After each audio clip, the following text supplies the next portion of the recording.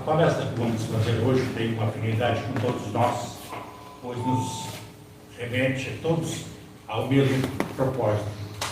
A Casa Espírita, o Centro Espírita, o Instituto Espírita, as instituições espíritas ou as casas congêneres que têm o mesmo padrão de trabalho, têm o mesmo rumo, têm o mesmo norte, que é o Porto Seguro.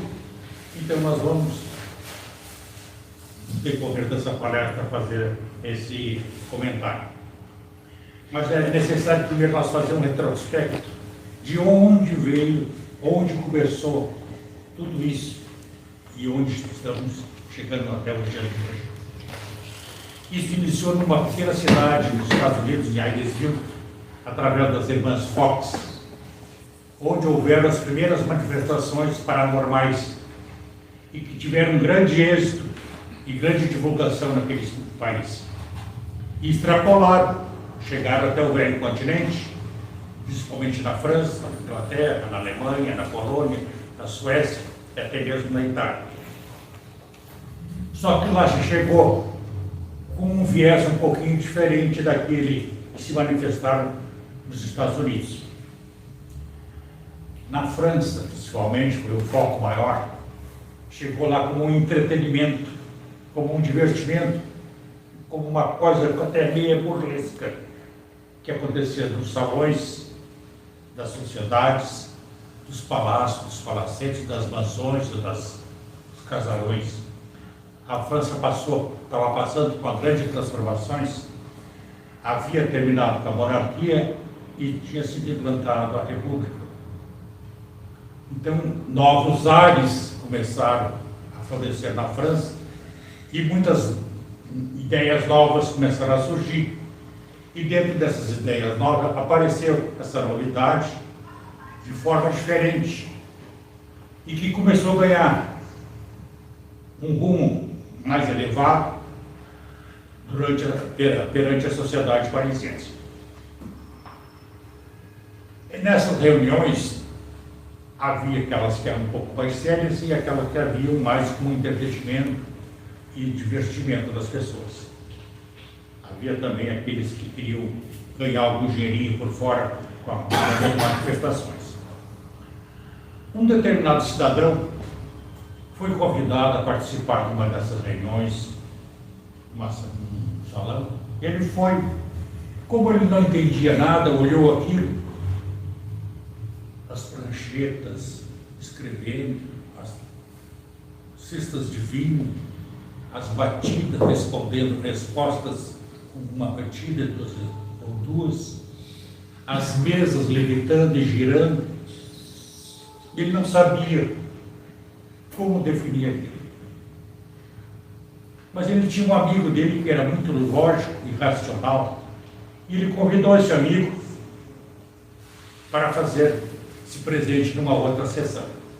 E os dois foram, numa outra determinada data, e foram assistir. E esse cidadão, que era muito lógico e racional, começou a observar, viu que não era aquilo divertimento. Tinha algo mais que só divertimento. Tinha um algo inteligente por trás daquilo que fazia aquelas coisas acontecerem.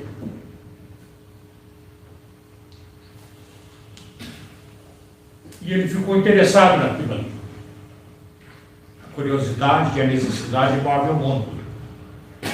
E ele ficou interessado e tinha a curiosidade de saber e a necessidade por que aquelas coisas aconteciam.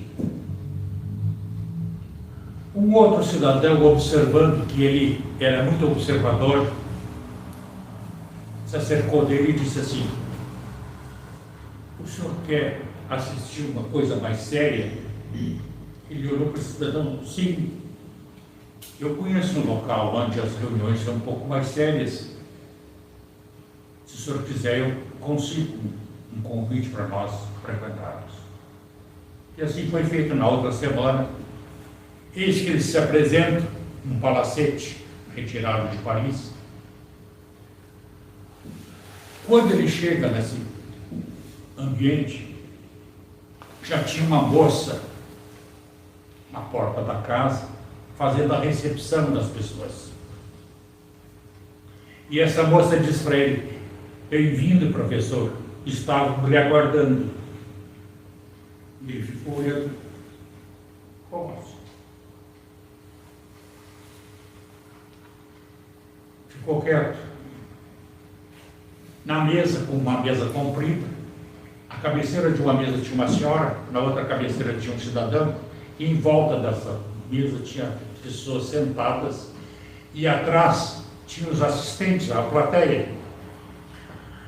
E ele sempre com o bloco dele e com lápis.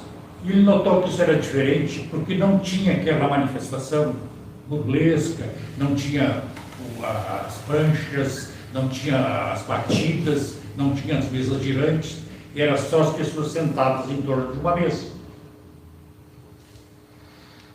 E cada pessoa que estava sentada tinha papéis à sua frente e lápis.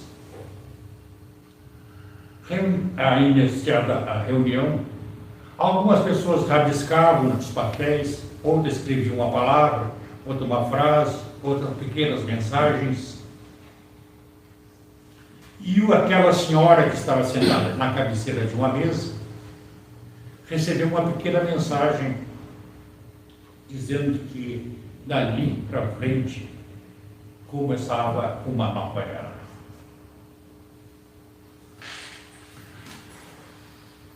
Eis que essa senhora, num determinado tempo, recebe uma manifestação psicofônica de um padre espanhol que saiu da Espanha, fugido da Inquisição, e faleceu na França, morreu na França e se manifestou ali. Só que essa senhora recebeu essa comunicação falando com uma voz de homem, ela sendo mulher. Todo mundo ficou assim, estupefato e tal. Eis que quando termina a reunião, esse determinado cidadão vai nessa senhora e pergunta para ela: a sua voz é sempre assim? E ela respondeu com uma voz feminina: não, minha voz é essa, normal. E como é que a senhora falou com uma voz de homem? E ela disse: não, eu falei com a minha voz. Mas todos nós ouvimos a senhora falar com uma voz de homem. Aí a curiosidade dele foi lá em cima. Aí essa senhora disse assim: o senhor está interessado? Estou. Então, na próxima reunião, se o senhor quiser vir, o senhor venha e sente-se à mesa. E anote tudo o que aconteceu. Quando ele foi sair dessa reunião, ele chegou naquela moça e perguntou para ela como é que ela sabia que ele estava ali. E ela estava dando as boas-vindas. Ela olhou para ele e disse assim: eu não me lembro de nada disso.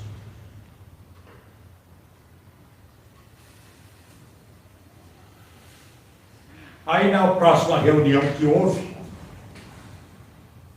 se manifesta um cidadão psicofonicamente através daquela senhora, dizendo, passando orientações, prestando alguns esclarecimentos, e em determinado momento diz assim: ao senhor professor Rivaio está determinada uma missão que o senhor vai ter que levar além mar. Tem que levar além mar. O senhor vai receber as orientações, os esclarecimentos necessários, mas, em função da função que o senhor exerce de professor, o senhor vai ter que adotar um pseudônimo, porque ainda as autoridades sofrem a intervenção do clero, que era muito forte. E recomendaram a ele, então, que ele adotasse um nome que ele já tinha utilizado quando encarnou na Gália. E esse nome era Allan Kardec, Allan com 2 L's. E ele começou a receber. Essa mesma mensagem disse que ele iria receber muitas mensagens de diversas partes. e ele precisava contar com a colaboração da esposa dele para separar as comunicações por conteúdo, que todas seriam importantes. Um determinado dia ele chega em casa, ele estava lecionado, e a esposa dele disse: olha, tem 2 cartas, uma da Inglaterra e outra da Suécia. As 2 foram escritas em francês. Os 2 leram as cartas e separaram. E ele pediu, então, olha, todas as cartas que chegarem, você pode ler, e à noite, quando eu chegar, nós vamos ler junto novamente, e vamos separar as cartas por conteúdo, porque todas serão importantes. E assim foi. Ele foi recebendo orientações, esclarecimentos. Em determinado tempo já disse para ele assim: você tem que escrever um folhetim mensal para distribuir para os demais irmãos. E ele fez um folhetim, foi numa gráfica, imprimiram e começaram a distribuir o folhetim.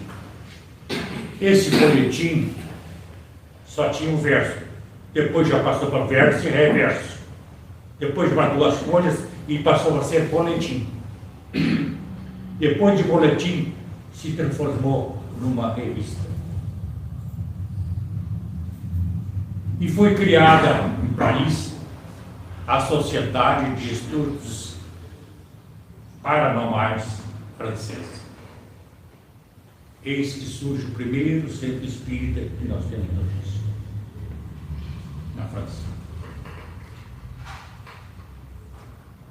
E depois disso veio de inúmeras comunicações dizendo o que ele tinha que fazer, separando as inúmeras mensagens que ele recebia, separando, orientando, e que ele deveria escrever um livro. O primeiro livro era o Livro dos Espíritos. Não tinha essa quantidade de questões que nós temos no dia. Era 500 e poucas questões somente naquela época. Depois foi se completando até chegar aos dias de hoje. Depois veio outros livros. Eis que, na França, Napoleão estava conquistando territórios à sua volta e ameaçando Portugal de invasão. O rei português reuniu toda a sua entourage, embarcaram nos navios e se mandaram para o Novo Brasil, nova colônia brasileira. A grande maioria ficou no Rio de Janeiro, alguns ficaram em Salvador, outros em Recife. Em Salvador, eis que alguns irmãos lá criam um jornal do Eco da Leitura. Primeira comunicação espírita no Brasil. Ecos do Além Túmulo. No Rio de Janeiro, um grupo de irmãos se reuniram, já traziam aquela ideia de Portugal, e começaram, e foi se espalhando. E hoje nós temos no Brasil a maior percentual de centros espíritas e de espíritas no mundo. Tomou conta praticamente em todos os estados, a grande maioria das cidades. Se não tem uma casa espírita, tem um centro espírita e assim por diante. Só que isso aí é só o início. Quando eles criaram a Sociedade de Estudos Espíritas Parisiense, eles tinham que adotar parâmetros para essa nova era. Tinha que adotar a ciência e a filosofia. Esses eram os 2 primeiros parâmetros. Religião veio após. A ciência, para a comprovação daqueles fatos que eram até então considerados paranormais, são fatos normais com energias normais, praticada por irmãos que já estiveram aqui entre nós e que estão ainda entre nós. Então a ciência era importante para a comprovação daquela nova realidade. A filosofia já existia, algumas religiões bem caracterizadas e bem antigas, mas tinha que ser uma filosofia simples, que qualquer pessoa pudesse exercer. Baseada na ética, na moral e nos bons costumes. Essa seria a filosofia. Para todos que praticassem aqueles princípios. E essa sociedade foi se desenvolvendo, veio criar novos membros, e chegaram à conclusão que eles tinham de adotar um meio de se religar com o plano espiritual. E como isso poderia ser feito? Através de uma fé raciocinada. Que todos teriam que adotar.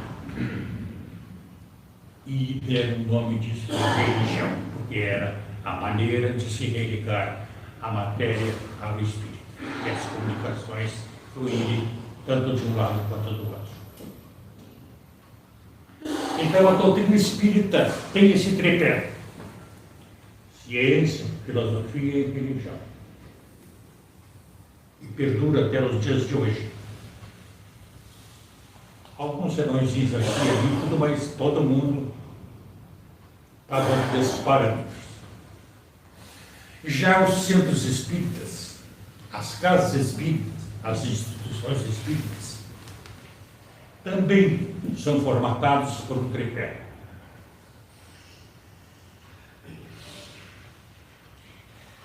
Hospital, escola e oficina.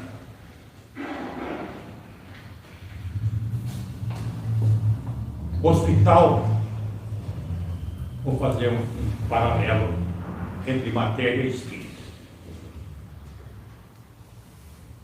Na matéria, nós moramos lá, num arrabalde bem distante de nós, quase que não tem recurso nenhum lá.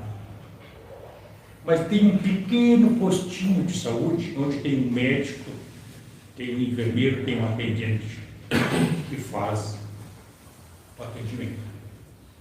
As pessoas vão lá, o médico examina, ele vê que o caso é um pouquinho mais grave, e ele manda para um centro espírita, um centro médico maior, ou agora já tem as UPAs, que estão mais bem equipadas, são capazes de fazer exames, faz os exames necessários, o médico daquele centro médico examina, às vezes mais de um, vê que o caso é um pouco mais grave, encaminha para um hospital onde aquela pessoa vai ter que ser submetida a uma cirurgia para extirpar aquele mal físico.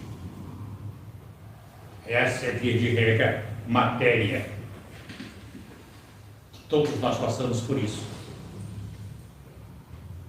E como se dá no espírito?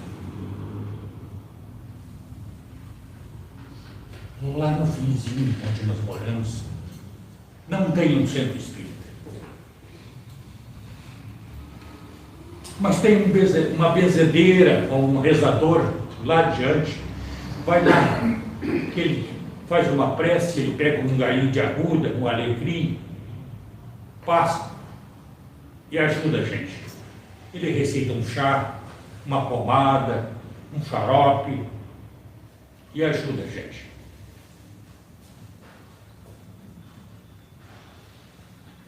E diz para essa pessoa que foi atendida: olha, tu procura um lugar onde tu vai ter que desenvolver isso aí, senão isso aí vai voltar sempre.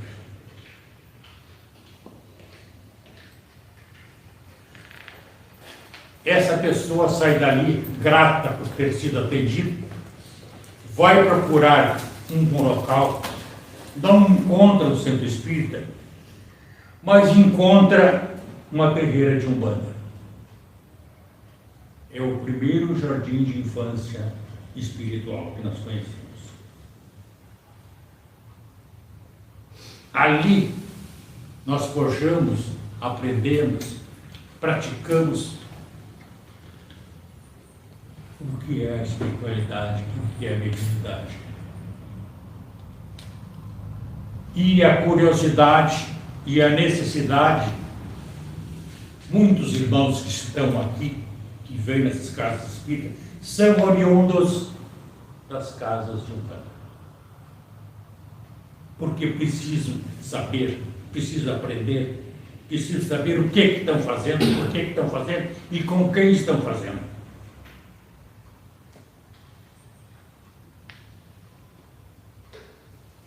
Então, eles são encaminhados a um pequeno centro espírita, ou casa de Umbanda, ou casa, seja lá o que for.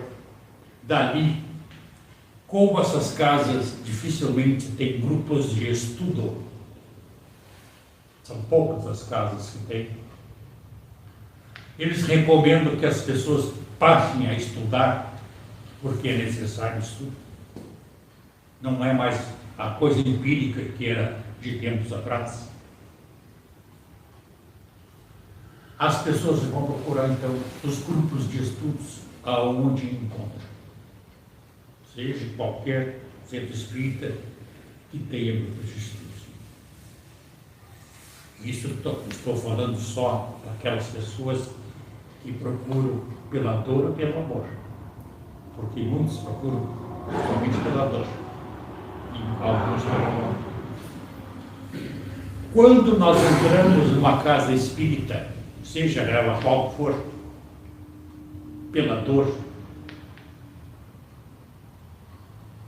nós somos acolhidos. É o primeiro preceito da doutrina espírita e das casas espíritas, deve ser o acolhimento. A pessoa chega numa casa espírita, seja bem-vindo, em que nós podemos lhe ajudar? Eu não estou falando só em mim, estou falando nós, porque eu não estou sozinho. Nunca estamos sozinhos. E essas pessoas chegam numa casa espírita, às vezes com dificuldade tremenda, com problemas terríveis. Se não é em si, é num parente muito próximo, ou de alguém da sua afinidade.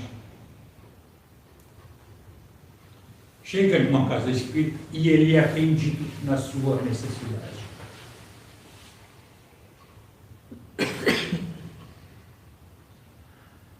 E ele fica, mas como? Vocês não usaram remédio, não usaram nada, e eu saí daqui bem melhor do que quando eu cheguei. Só botaram a mão por cima de mim, tomei uma aguinha fluidificada, ouvi uma palestrinha e... Não, parei um pouquinho, não é assim, eu quero saber por quê. O que houve? O que é isso? Muitas vezes por gratidão e por necessidade de ajudar, esses irmãos acabam ficando nas casas espíritas e começam a aprender. Aí entra a segunda parte dos centros espíritas. Primeiro o hospital. Aí a segunda é a escola. Nós vamos estudar determinado tempo, porque há muitas funções nas casas espíritas que precisam ser ocupadas, desde a recepção até a presidência da casa. E nós nos preparamos para isso, frequentamos, participamos da recepção, dos grupos de paz, das palestras, dos grupos de estudos, do grupo mediúnico e de outras funções atinentes nas casas espíritas. A escola, isso é via de regra para todos. É da escola que nós saímos para a vida. Vamos praticar na oficina, que é o terceiro estágio da casa espírita. É ali que nós vamos aprender, praticando. Hoje, toda a função, hoje tem estagiários. Sai de uma escola, vai estagiar em tal lugar, ou aqui ou ali. Tu precisa estar preparado para praticar. Nós também precisamos estar preparados. Porque nós lidamos com seres humanos, irmãos nossos, que chegam muitas vezes aqui em frangalhos, desanimados, desiludidos de todas as espécies, muitas vezes procurando o último recurso, pois que a ciência e outros recursos não foram suficientes para ele.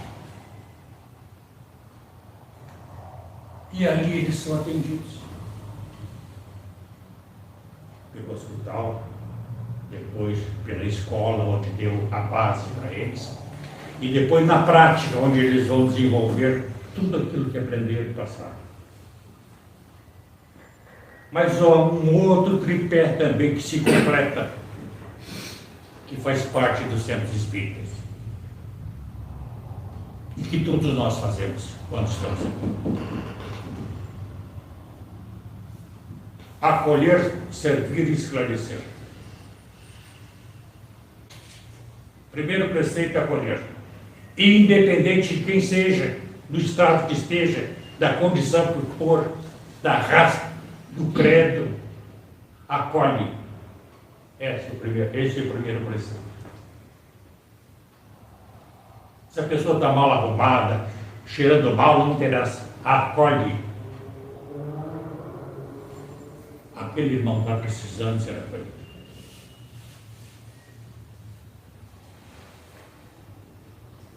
Depois do acolhimento, nós vamos passar para o serviço.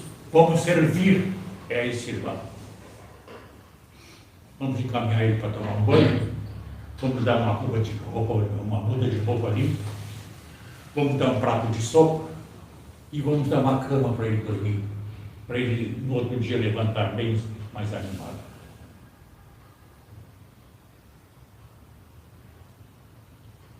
E essa pessoa não sabe o que aconteceu comigo. Ele entrou maltrapilho, todo cheio de feridas, cheio de dores. No outro dia ele levanta de manhã cedo e recebe um café. Como é que eu posso agradecer? Quem é que me explica isso? O que aconteceu comigo? Aí veio esclarecer.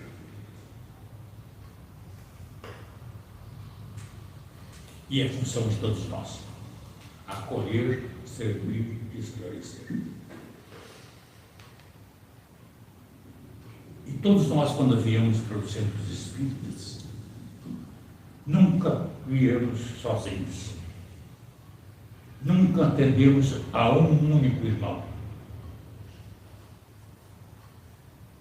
Porque aquele que nós estamos atendendo tem atrás de si, muitas vezes, inúmeros irmãos que estão passando pela mesma necessidade, mas que não têm condições de comunicação ou de ajuda, pedir ajuda. Mas estão ali.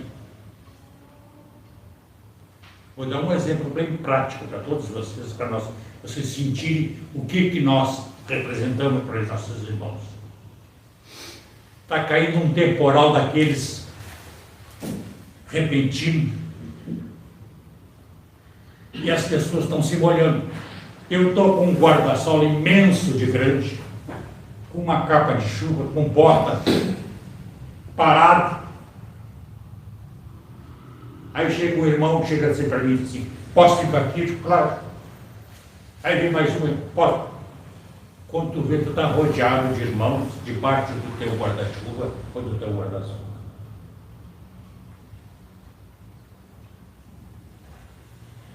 Bom, eu vou para um lugar onde vocês, se quiserem me acompanhar, é um lugar onde vocês vão receber algum tipo de atendimento, de socorro, de esclarecimento, de caridade. Querem? A imensa maioria vai dizer que sim. Alguns são renitentes, não estão dispostos a ceder, mas a imensa maioria acompanha. E todos nós, quando viemos para cá, nós trazemos uma leva de irmãos necessitados, que precisam ser atendidos e socorridos, porque aqui é o pronto-socorro mais próximo para todos nós. E nós somos enfermeiros de plantão. Acolhemos esses nossos irmãos, trazemos para cá. E eles são atendidos, socorridos, amparados, esclarecidos e gratos passam também a servir e esclarecer os demais. O círculo é para todos. Quem quiser. Quem não quiser, a gente não pode obrigar. Tem que partir da pessoa. A pessoa tem que ir. O desejo da pessoa é mais importante que o nosso desejo. Muitas vezes nós queremos ajudar, até forçando a ajuda, mas a pessoa não quer. E aí? Deixamos a pessoa ali e pela mente, através da nossa mente, do pensamento, nós vamos dirigir uma prece para aquele irmão, para que ele seja ajudado. Sei que ele saiba. Ele não precisa ficar sabendo que ele está sendo ajudado. Mas nós sabemos. E essa é a nossa função. Esse é o nosso dever. E essa é a nossa missão. De todos nós, quando frequentamos os centros espíritas, casas espíritas e instituições espíritas.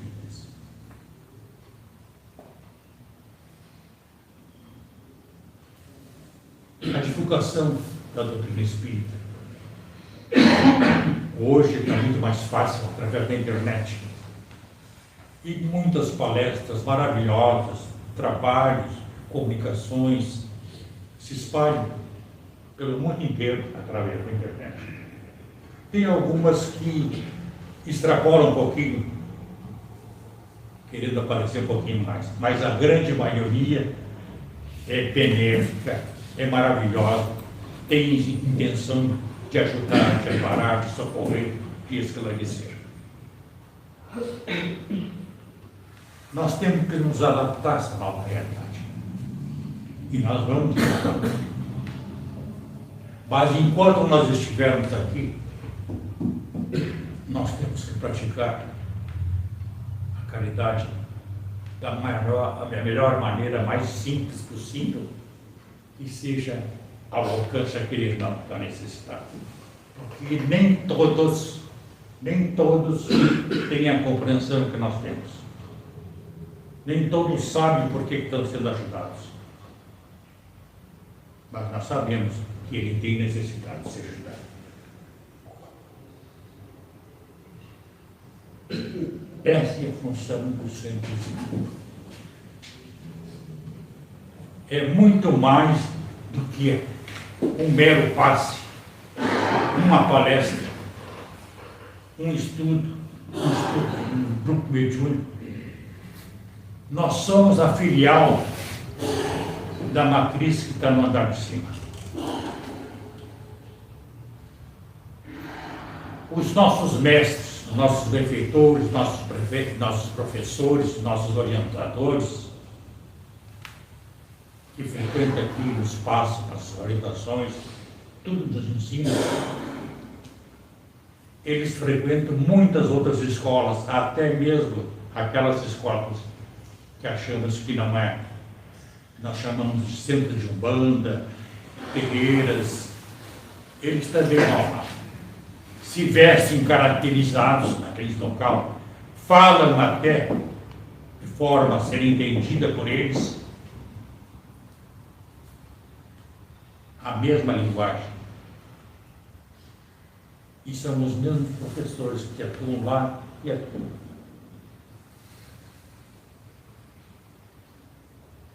a compreensão deles, o entendimento deles, a sabedoria deles é N vezes maior do que a nossa. Nós estamos ainda, eu, por exemplo, estou matriculado ainda no jardim de infância quando chegar do outro lado. Pretendo conseguir uma vaga. Então, todos nós, a imensidão de conhecimentos que nós temos à nossa disposição é imensa. Olha a quantidade de livros que nós temos. Cada livro tem nas suas entrelinhas informações que a gente vai captando aos poucos. Num grupo de estudo, por exemplo, não só não estou falando só do ESG, mas grupos específicos, onde as pessoas podem se preparar melhor, os estudos são um pouco mais aprofundados, as pessoas estão mais preparadas, devem ser criados nas casas espíritas, nos centros espíritas e nos institutos espíritas.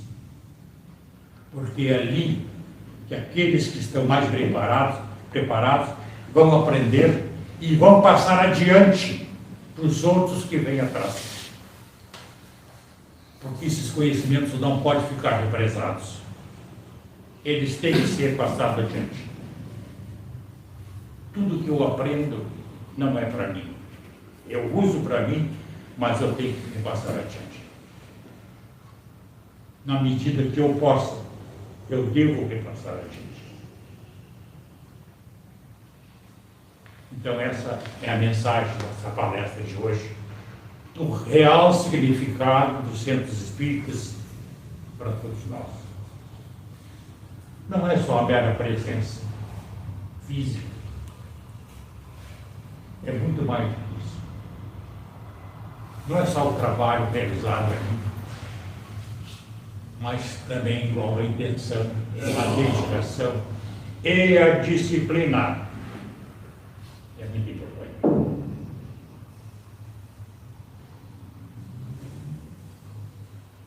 Por isso, ou naquele tripé que fala ciência e filosofia,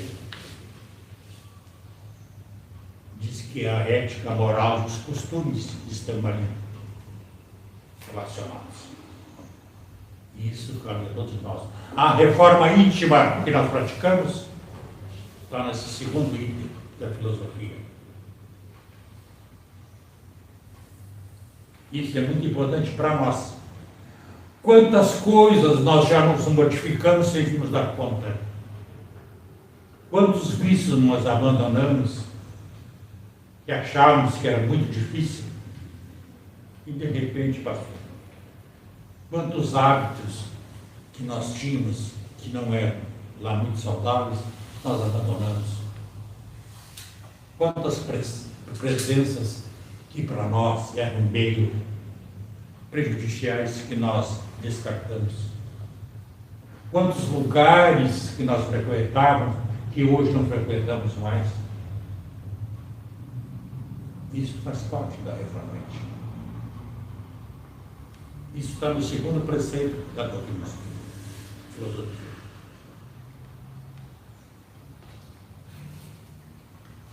Essa é a mensagem para todos nós, o que representa o centro espírita para nós. E se nós pudermos passar adiante, cada um de vocês é um correspondente a ser encarregado de transmitir. Muito obrigado a todos e que Deus abençoe a todos.